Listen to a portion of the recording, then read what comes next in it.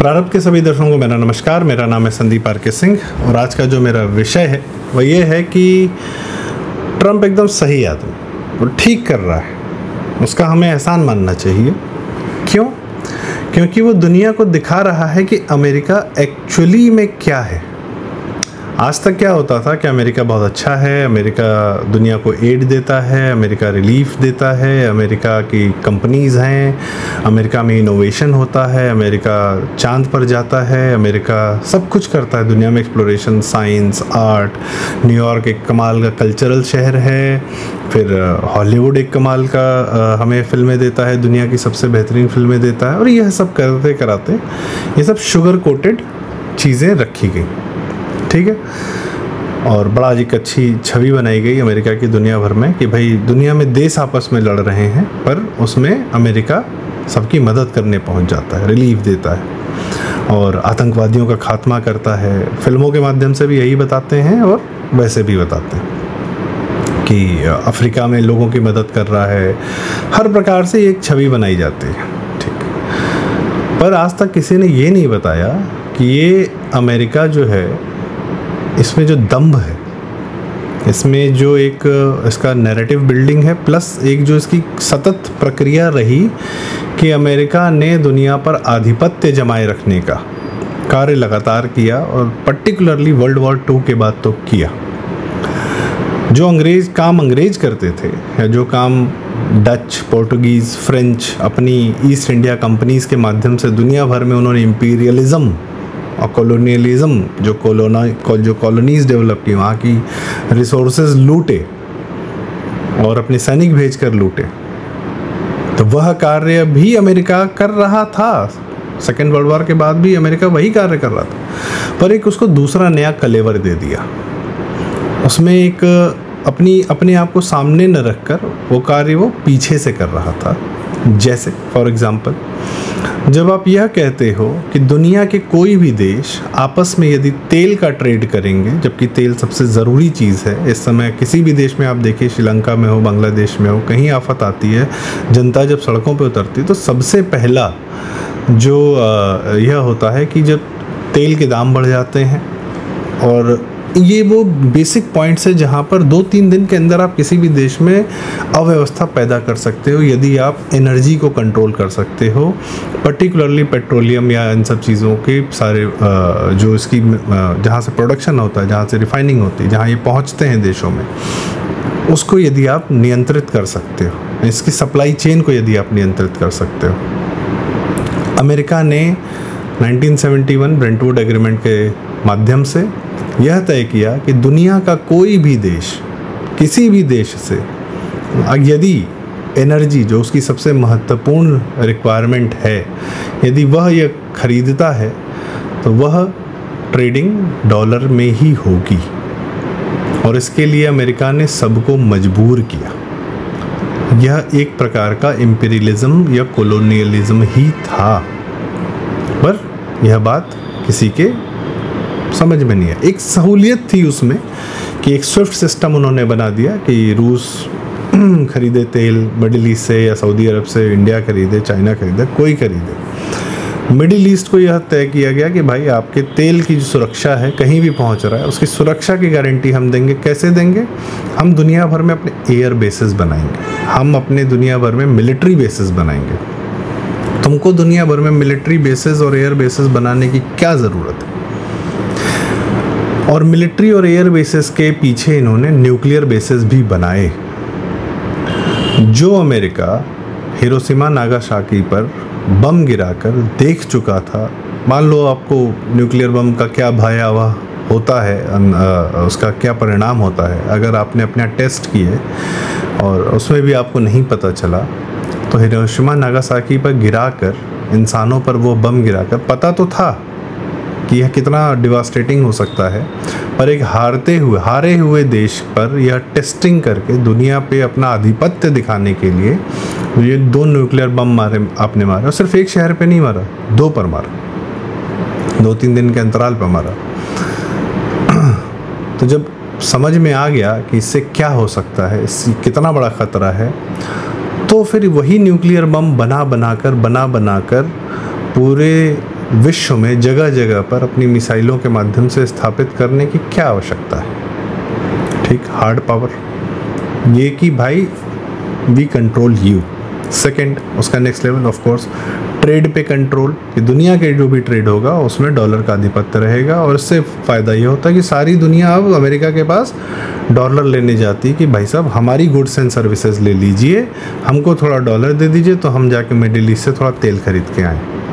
यह चल रहा था, तो मजबूरी हो गई, क्योंकि आपको मिडिल ईस्ट के पास आप जाते हैं और आप उससे तेल खरीदते हैं, मांगते हैं, तो वह कहता है कि नहीं, आप अपने सोने में या आप अपने पैसे में हम आपस में या ट्रेड नहीं कर सकते, इसके लिए अमेरिका का ये जो डॉलर मैकेनिज़्म है इसके ही माध्यम से आपको आना पड़ेगा।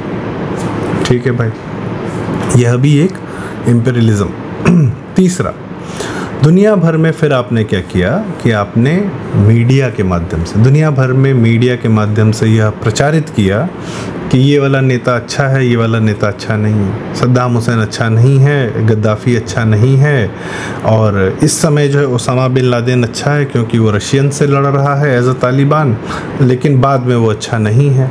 सीरिया का उनका अपना घोषित आतंकवादी जिस पर उन्होंने मिलियंस ऑफ डॉलर्स का इनाम रख रखा था, अभी ट्रंप उसको टाई सूट पहना के बहुत बढ़िया आदमी घोषित करके आए। किम जोंग उन अच्छा नहीं है और साउथ कोरिया वाले अच्छे हैं। कभी ये अच्छा नहीं, भारत वाले ज़्यादा आंख दिखा रहे हैं, अपने आप को मजबूत बना रहे हैं, तो मोदी अच्छा नहीं है, राहुल गांधी बड़े अच्छे थे, मनमोहन सिंह बड़े अच्छे थे, या जो दब जाए, वियतनाम वाले अच्छे नहीं हैं, क्यूबा वाला अच्छा नहीं। भाई ये दुनिया भर को अच्छा और बुरा बताने की तुम्हारी क्या मंशा है उसके पीछे, और यह सब कार्य सिर्फ तुम मीडिया के माध्यम से नहीं करते। दुनिया भर में धर्म परिवर्तन के लिए पैसा कहाँ से आता है? अमेरिका से आता है। वेटिकन को फंड कौन करता है? अमेरिका करता है। यूएन के माध्यम से क्या करता है? यही करता है। क्रिश्चियन बनाए जा रहे हो सारे दुनिया को, जहाँ नहीं क्रिश्चियन बना पा रहे हो वहाँ इस्लाम छोड़ दे रहे हो। जैसे बांग्लादेश में अच्छा खासा एक देश चल रहा था, उठा के सत्ता पलट दी, यूनुस को बिठा दिया, तब से वहाँ पे आतंकवादी पूरे बांग्लादेश को और से ज़्यादा इस्लामिक बनाए। पाकिस्तान नाम का देश पैदा तो ब्रिटेन ने किया, पर उसको पाला अमेरिका ने। किसके लिए पाला? भारत को कंट्रोल करने के लिए। 2014 तक पाकिस्तान भारत बराबर है।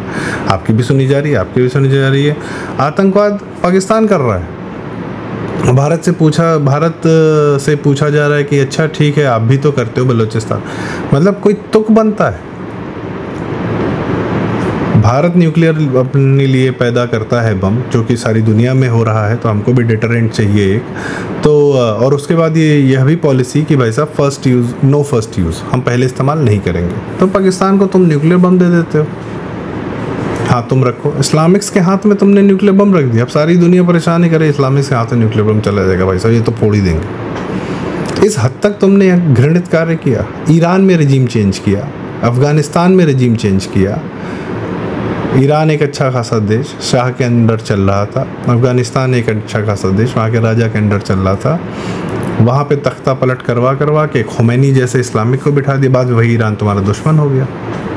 जहाँ जाते हो वहाँ बम गिराते हो और उसके बाद चले आते हो, और उसके बाद ये कहलाते हो कि हम दुनिया के सर्वोपरि सबसे अच्छे देश हैं, हम डेमोक्रेसी दे रहे हैं दुनिया को। अपने अंदर की डेमोक्रेसी देख लो तुम, क्या है तुम्हारे अंदर की डेमोक्रेसी?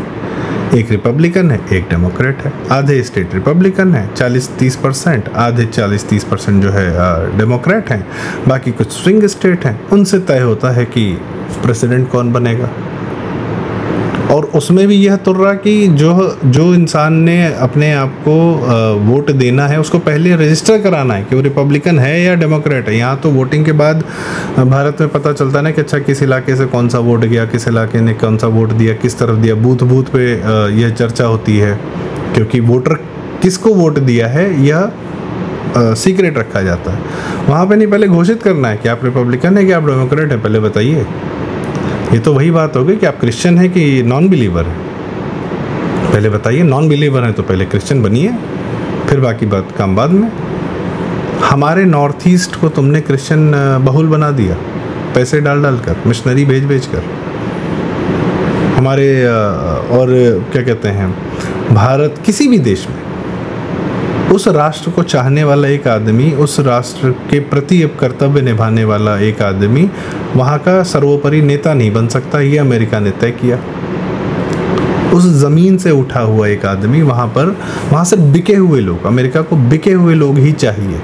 अब ट्रंप जब ये बुली कर रहा है तो दुनिया को दिख रहा है, अरे अमेरिका तो बुली कर रहा है, अमेरिका तो अपनी धौंस जमा रहा है, अमेरिका तो अपने तो बातें मनवा रहा है। भाई साहब, अमेरिका यही करता आया है आज तक। ट्रंप के माध्यम से ये दिख रहा है, अमेरिका यही करता है। पहले उसको क्या कहते हैं, डायरेक्ट ऐसे सामने आकर कहने की ज़रूरत नहीं पड़ती थी। भारत को डिस्टर्ब करना है, पाकिस्तान से बम फोड़वा दो भारत में। कश्मीर को इंडिपेंडेंट बनाने के लिए अमेरिका ने पूरा प्रोपेगेंडा रचा। कश्मीर जो हमारा है, भारत में अरुंधति रॉय जो बुकर प्राइज़ विनर है, भारत का एक प्रशांत भूषण जो है, एक मंत्री का लड़का, ये तो किसी भी देश के एलीट के बच्चों को सबसे पहले कौन पकड़ता है? अमेरिका, अपने हार्वर्ड में पढ़ा के, और उनसे फिर उस देश को इन्फ्लुएंस कराता है। भारत में बहुत उदाहरण है ऐसे। तो हमें कश्मीर को पाकिस्तान को दे देना चाहिए।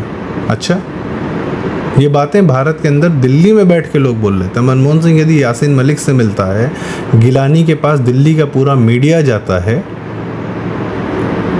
तो यह क्या अमेरिका का इसमें हाथ नहीं था? और डायरेक्ट हाथ बताता हूँ कैसे था। केजरीवाल नाम का एक आदमी, CIA funded, Ford foundation funded, या वो तो डायरेक्ट है कि उसके NGOs में डायरेक्ट पैसे आ रहे थे, इस हद तक था। उसको 20 दिन 25 दिन में दिल्ली का पूरा मीडिया ने उसको नेता बना दिया। यहाँ लोग घिस रहे हैं सालों से ज़मीन पर, या इवन देन चीफ मिनिस्टर्स भी हैं, बड़े बड़े लोग हैं, बड़े बड़े नेता हैं, उनकी उतनी अहमियत नहीं थी जितनी केजरीवाल को अचानक से 1 महीने के अंदर मिल गई। तो किसने इन्वेस्ट किया? किसने दिल्ली मीडिया को पैसे दिए कि भाई इसको नेता बनाओ?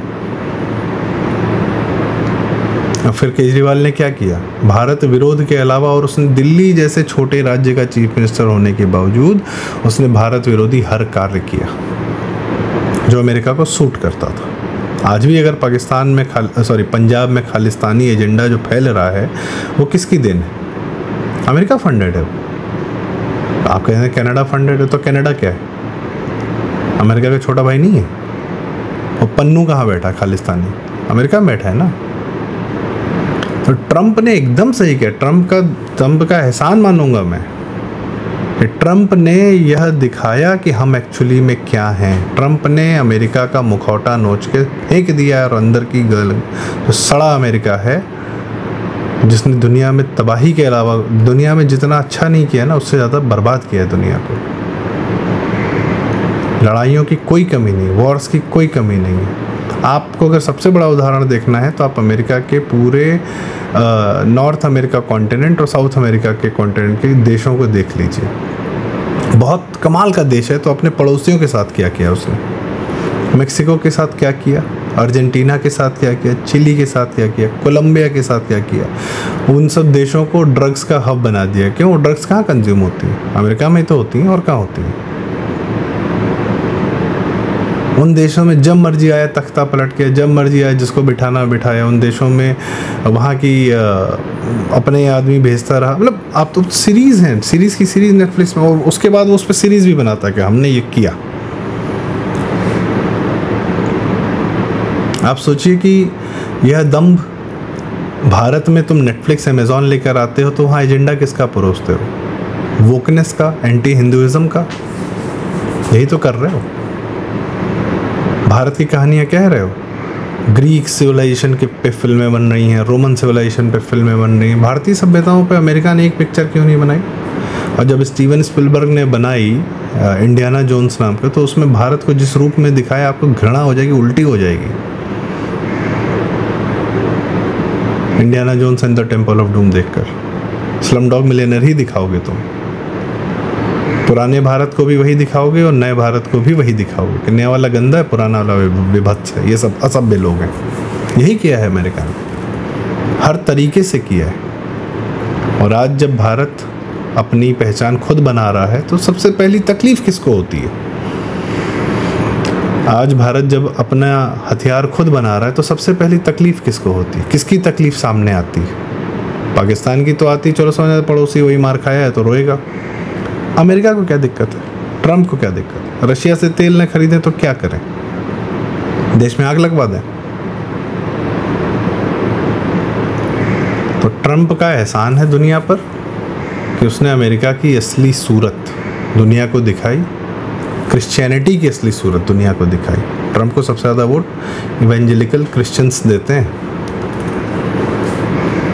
रिपब्लिकन है वो, बहुत हार्डकोर क्रिश्चियन होते हैं वो लोग। तो सेंट्रल अमेरिका है ना, जो अमेरिका यूएस का जो सेंट्रल हिस्सा है, हार्डकोर क्रिश्चियंस का है, डोमिनेटेड बाय हार्डकोर क्रिश्चियंस, और वो सदैव रिपब्लिकन रहते हैं। वेटिकन को फंड करना, दुनिया भर में मिशनरी चलाना, ये सब उनका कार्य है, ये वो करते हैं। वहाँ खाली बैठे हैं, वहाँ टाइम कट नहीं रहा है, सुरक्षित हैं अटलांटिक ओशन और पैसिफिक ओशन के बीच में, तो करें क्या? तो दुनिया को बर्बाद करने के लिए ये सब नौटंकी करते हैं। अपने बच्चे संभाल नहीं पाते, अपने बच्चे तो 18 साल की उम्र के बाद ही निकाल देते हैं घर से, फिर खाली हो जाते हैं, करें क्या? यही सब करते हैं।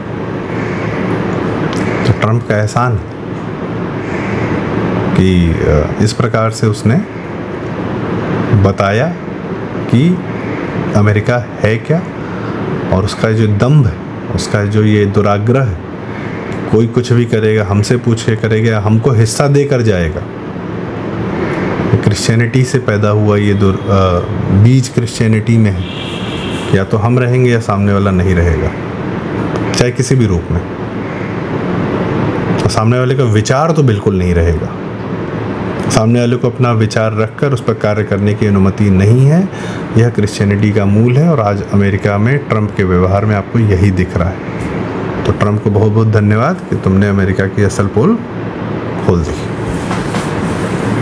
यदि आपको ये बातें उचित लगी हों तो कृपया वीडियो लाइक करें, शेयर करें, चैनल ज़रूर सब्सक्राइब करें। प्रारब्ध।